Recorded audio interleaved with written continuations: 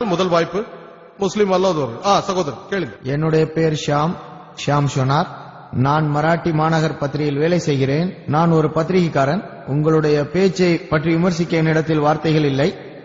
ஆனால் எனக்கு இவ்வாறு தோன்றுகிறது, பாரதத்தில் இந்து மற்றும் முஸ்லிம் ஒன்றுபட ஏதோ ஒன்று செய்தாக வேண்டும். நான் 10-12 வருடங்களாக செய்து வருவது போல். ஆனால் தங்கள் வாயிலிருந்து நான் கேட்க விரும்புகிறேன். பாரதத்தில் பல ஊர்களில் 40-50 ஊர்களில் நான் இருந்தவன். நான் பாம்பேக்கு பணிபுரிய வந்தேன். ஒவ்வொரு ஊர்களிலும் இந்து முஸ்லிம்கள் உள்ளார்கள். அவர்களுடைய மனதில் தவறான புரிதல் இருந்தால் அது இருக்கத்தான் செய்கிறது. உண்மையை சொன்னால் ஓரளவுக்கு தவறான புரிதல் உள்ளதுதான். இதை சரி செய்ய தங்களுடைய யோசனை என்ன? முஸ்லிம் மற்றும் இந்து மக்கள் ஒன்றுபட என்ன யோசனை சொல்ல விரும்புகிறீர்கள்? நல்ல கேள்வி கேட்டிருக்கிறார். அதாவது இந்துக்களையும் முஸ்லிம்களையும் ஒரே மேடையில் கொண்டு வருவதற்கு நான் என்ன ஆலோசனை சொல்லுகிறேன், எப்படி ஒன்று சேர முடியும் என்று அவர் கேட்டிருக்கிறார். இதற்கு என்னுடைய பதில் இதுதான். ஏற்கனவே நான் இந்து மதத்திலும் இஸ்லாமிலும் இருக்கும் ஒற்றுமைகளை பற்றி பல இடங்களில் பேசியிருக்கிறேன். மும்பையில் பேசியிருக்கிறேன், சென்னையில் பேசியிருக்கிறேன், இந்தியாவின் பல பகுதிகளில் பேசியிருக்கிறேன்.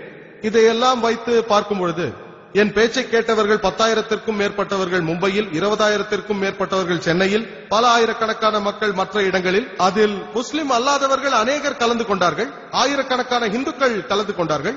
நிறைய பேர் என்னிடம் சொன்னார்கள், சகோதரர் ஜாக்கீர், என்னிடம் ஒரு நபர் சொல்கிறார், இந்து மதத்தை பற்றி 40 ஆண்டுகளாக எனக்கு தெரியாத பல விஷயங்களை இந்த 4 மணி நேரத்தில் நான் கற்றுக்கொண்டேன் என்றார். நான் இந்த விஷயத்தில் குரானை பின்பற்றுகிறேன். சூரா ஆல இம்ரான் அத்தியாயம் 3 வசனம் 64. உங்களுக்கும் எங்களுக்கும் இடையே உள்ள பொதுவான விஷயத்தின் பக்கம் வாருங்கள். குரானில் முதல் விஷயம் இறைவனை தவிர வேறு யாரையும் வணங்கக்கூடாது. ஒன்று புரிந்து கொள்ளுங்கள், சமய நம்பிக்கைகளுக்கு இடையே நடக்கும் உரையாடலில் எனக்கு நம்பிக்கை இல்லை. இந்து ஒன்றுதான், முஸ்லிம் ஒன்றுதான், கிறிஸ்டியன் ஒன்றுதான், இதெல்லாம் உண்மை இல்லை. இந்துவை முஸ்லிமாக மாறுவீர்களா என்று கேட்டால் அவர்கள் மறுப்பார்கள். முஸ்லிமை கிறிஸ்டியன் ஆகுங்கள் என்று சொன்னால் அவர்கள் மறுப்பார்கள். பாதிரியாரை இந்துவாக மாற சொன்னால் அவர் மறுப்பார். எல்லாமே ஒன்றுதானா? எல்லாம் ஒன்றல்ல. வித்தியாசங்கள் இருக்கிறது, ஒற்றுமை இருக்கிறது. அதை நாம் ஒப்புக்கொள்ள வேண்டும். பொதுவான விஷயங்களில் அனுசரித்து போவது தவறில்லை. வித்தியாசங்கள் ஒரு ஓரமாக இருக்கட்டும். நான் என்ன சொல்கிறேன், எல்லா வேதங்களையும் எடுத்து பார்ப்போம். பகவத்கீதையாக இருக்கட்டும், வேதமாக இருக்கட்டும், உபனிஷதாக இருக்கட்டும், பைபிள், குரான், இதில் இருக்கும் பொதுவான விஷயங்கள். வித்தியாசங்களை தூரம் வைத்து பிறகு பேசுவோம். ஆனால் பொதுவான விஷயங்களை பின்பற்றுவது தவறு எதுவும் இல்லையே. நான் பேசும் பொழுதெல்லாம் பல ஒற்றுமைகளை நான் காட்டியிருக்கிறேன். பல ஒற்றுமைகள். என் வீடியோ கேசட்டுகளை போட்டு பாருங்கள். இங்கு பல பேருக்கு அவர்கள் மதத்தை பற்றி தெரியவில்லை. இந்துவுக்கு இந்து மதத்தை பற்றி தெரியவில்லை, முஸ்லிம்களுக்கு இஸ்லாத்தை பற்றி தெரியவில்லை. பல முஸ்லிம்களுக்கு இஸ்லாத்திற்கும் இந்துக்களுக்கும் ஒற்றுமை இருக்கிறது என்று புரியவே இல்லை. அநேகர் என்னை தாக்குவதற்காக வந்தார்கள். என்ன முட்டாள்தனமாக பேசுகிறீர்கள், இந்துவும் முஸ்லிமும் ஒன்றா?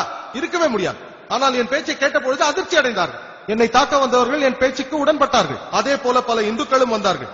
இதில் தெரிவது என்னவென்றால், பொதுவாக இருப்பதை நாம் பின்பற்றுவோம். இதில் முதலாவது, நாம் இறைவனை தவிர வேறு யாரையும் வணங்க மாட்டோம். இதுதான் பொதுவான விஷயம். இதை பற்றி நிறைய குறிப்புகள் உள்ளன. வேதங்களில் இருந்து குறிப்புகள் கொடுக்கலாம், பகவத்கீதையிலிருந்து கொடுக்கலாம். இப்பொழுது நான் கூறுவது சந்தோக்கியா உபனிஷத் அத்தியாயம் 6 பகுதி 2 வசனம் 1. இறைவன் ஒருவர் தான், மற்றொருவர் இல்லை. ஸ்வேதா ஸ்வேதர் உபனிஷத்தில் அத்தியாயம் 6 வசனம் 9. அதன் பொருள் வேறு கடவுள் இல்லை, அவருக்கு பெற்றோர் இல்லை. இவை சமஸ்கிருத குறிப்புகள்.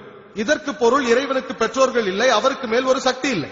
இதே போல் நாம் ஆராய்ந்து பார்த்தால் ஸ்வேதா ஸ்வதாரா உபனிஷத்தில் எழுதப்பட்டுள்ளது அத்தியாயம் 4 வசனம் 19.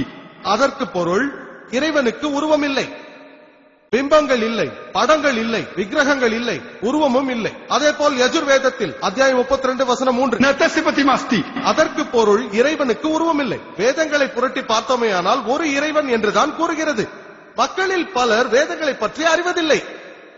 நான் சமீபத்தில் ஸ்டார் நியூஸுக்கு ஒரு பேட்டி கொடுத்த பொழுது என்னிடம் ஒரு கேள்வி கேட்கப்பட்டது. அவர்கள் கேட்டார்கள், சகோதரர் ஜாக்கீர், வந்தே மாதரம் பாடலை பற்றி உங்கள் கருத்து என்னவென்று கேட்டார்கள். முஸ்லிம்ஸ் இதை பாடலாமா கூடாதா? நான் சொன்னேன், முஸ்லிம்ஸ் என்ன சொல்வார்கள் என்று பிறகு பார்ப்போம், முதலில் இந்து வேதத்தை பார்ப்போம் என்று. நான் சொன்னதை கேட்டு அவர் அதிர்ச்சி அடைந்தார். வேதங்களை கற்றவர்களிடம் கேட்டு பாருங்கள், வேதத்தில் இறைவனுக்கு உருவம் இல்லை என்று கூறப்படுகிறது. நீங்கள் வந்தே மாத்திரம் என்று கூறும் பொழுது, இந்த நாடு என் தாய் கடவுள் என்று கூறினார். வேதங்களை அறியாத சராசரி மனிதர்களுக்கு இதை பற்றியெல்லாம் தெரியாது, அவர்களுக்கு தெரியாது. ஆனால் வேதாந்தியிடம் கேட்டால் வந்தே மாதரம் வேதத்திற்கு எதிரான கருத்தை கொண்டது என்பார். ஏனென்றால் வந்தே மாதரம் பாடலில் 3 முறை நான் உன்னை வணங்குகிறேன் என்று வருகிறது. எனக்கு தெரிந்தவரை ஆரிய சமாஜில் உள்ள அறிஞர்களை கேட்டால் வேதங்களின்படி விக்கிரக ஆராதனை வேதங்களுக்கு எதிரானது என்று அவர்கள் கூறுகிறார்கள். பகவத்கீதையில் அத்தியாயம் 7 வசனம் 20 விக்கிரக ஆராதனை கூடாது என்று சொல்லப்பட்டிருக்கிறது.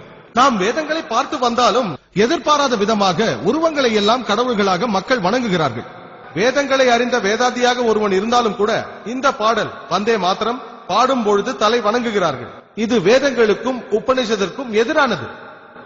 இஸ்லாத்தில் கூட 12 வரிகள் ஆட்சேபிக்கப்படுகிறது. 3 முறை வந்தே மாத்திரம் உன்னை வணங்குகிறேன் என்று அதற்கு அர்த்தம். ஒரு இடத்தில் இந்த நாடு என்னுடைய தாய் என்று கூறுகிறது, ஒரு இடத்தில் உன் பாதங்களை முத்தமிடுவேன் என்று, ஒரு இடத்தில் அதை பொன் போன்ற சிரிப்பு, தேவதைக்கு ஒப்பானவள், அதை லக்ஷ்மி என்றும் துர்கா என்றும் அழைக்கிறார்கள். இதை ஆட்சேபிக்க வேண்டும். முஸ்லிம்களான நாங்கள் இந்த நாட்டை நேசிக்கிறோம். ஆனால் இறைவன் ஒருவரை தவிர வேறு யாரையும் நாங்கள் வணங்க மாட்டோம். அது தாயாக இருந்தாலும் சரி, அந்த தாய் நம்மை 9 மாதம் சுமந்திருந்தாலும் சரி, அவரிடம் அன்பு செலுத்துவோம், மதிப்போம். ஆனால் தாய்க்கு கூட தலை வணங்க மாட்டோம். பெற்ற தாயாகினும் சரி. எல்லாம் வல்ல அல்லாவிற்கு பிறகு நாங்கள் மதிப்பும் மரியாதையும் செலுத்தக்கூடிய ஒரே மனிதர் முஹம்மது ஸல்லல்லாஹு அலைஹி வஸல்லம். நாங்கள் தீர்க்கதரிசிக்கு கூட தலை வணங்க மாட்டோம். தீர்க்கதரிசி அவருக்கு சமாதானம் உண்டாகும். வந்தே மாத்திரம் என்ற இந்த பாடலை நாங்கள் பாடித்தான் ஆக வேண்டுமா? இதெல்லாம் அரசியல் தந்திரம். அரசியல்வாதிகள் ஓட்டு வங்கியை காப்பாற்றிக் கொள்ள இதெல்லாம் ஒரு வழி என்று அவர்கள் எண்ணுகிறார்கள். இந்த பாடலை பங்கிம் சந்த் சட்டோபாத்யாய் எப்பொழுது எழுதினார் என்று தெரியுமா? 1876. ஆனால் பிரசுரிக்கப்பட்டது 1882. இப்பொழுது நூற்றாண்டு எங்கு வந்தது? இது எந்த வருடம்? செப்டம்பர் 7ஆம் தேதி. தவறு செய்து விட்டார்கள் அரசியல்வாதிகள். அரசியல் நாடகம். அது மட்டுமல்ல, சவுதி அரேபியாவில் வாழும் முஸ்லிம் அவனுடைய நாடான சவுதி அரேபியாவுக்கு தலை வணங்க மாட்டான். பாகிஸ்தானில் வாழும் முஸ்லிம் பாகிஸ்தானிற்கு தலை வணங்க மாட்டான். அது குற்றம். இதற்காக இந்தியாவில் இருக்கும் முஸ்லிம்களுக்கு தேசபக்தி இல்லை என்பதா? அது எங்கள் மார்க்கம். நம்மை படைத்தவன், இந்த நாட்டை படைத்தவன் எல்லாவற்றிற்கும் மேலானவன். இந்த நாட்டை நேசிக்கிறோம். தேவைப்பட்டால் இந்த நாட்டிற்காக உயிரையும் தியாகம் செய்வோம். ஆனால் இறைவனை தவிர வேறு யாருக்கும் தலை வணங்க மாட்டோம். முஸ்லிம் அல்லாதவர்கள் கேள்வி கேட்பதற்கே நாம் முன்னுரிமை அளிக்கிறோம். ஏனென்றால் காலம் குறைவாக இருக்கிறது. இந்த சந்தர்ப்பத்தை அவர்கள் அதிகமாக பயன்படுத்திக் கொள்ள நாம் துணை செய்ய வேண்டும். கேள்வி கேட்க விரும்புகிறவர்கள் காகிதத்தில் எழுதி கேட்கலாம். அதோ அங்கே ஒரு சகோதரி நிற்கிறார். முஸ்லிம் அல்லாதவரா? அஸ்ஸலாமு அலைக்கும். இங்கு கூடியிருக்கும் அனைவருக்கும் மாலை வணக்கங்கள். என் பெயர் பிரீத்தி ஷெட்டி. சார், நீங்க பேசும்போது CNN-லயும் BBC-லயும் சொன்ன மாதிரி ஒசாமா பின் லேடனை ஒரு தீவிரவாதின்னு சொல்ல முடியாதுன்னு சொன்னீங்க. ஆனா அதே சேனல்ல தான் குண்டு வெடிப்பு நடந்ததையும் அதுல இறந்தவங்களோட எண்ணிக்கையை பத்தியும் சொன்னாங்க. அப்படி அவங்க சொல்லும் போது அதெல்லாம் நாங்க நம்பலாமா இல்ல நம்ப கூடாதா? இதுதான் என்னோட கேள்வி. இதுக்கு உங்களோட பதில் என்ன? Thank you sir. சகோதரி அருமையான கேள்வியை கேட்டிருக்கிறார். புத்திசாலித்தனமான கேள்வி. ஒசாமா பின் லேடனை பற்றி மீடியாவில் பேசப்படும் பொழுது அவர் ஒரு தீவிரவாதி என்று பிபிசியில் சொல்லப்படும் பொழுது நம்ப வேண்டாம் என்று சொன்னேன். குண்டுவெடிப்பில் இறந்தவர்கள் எண்ணிக்கையை நம்பலாமா? மீடியாவை கட்டுப்படுத்துவது யார் என்று பார்க்க வேண்டும். பிபிசியில் வரும் எல்லா செய்திகளும் தவறு என்று நான் சொல்லவில்லை.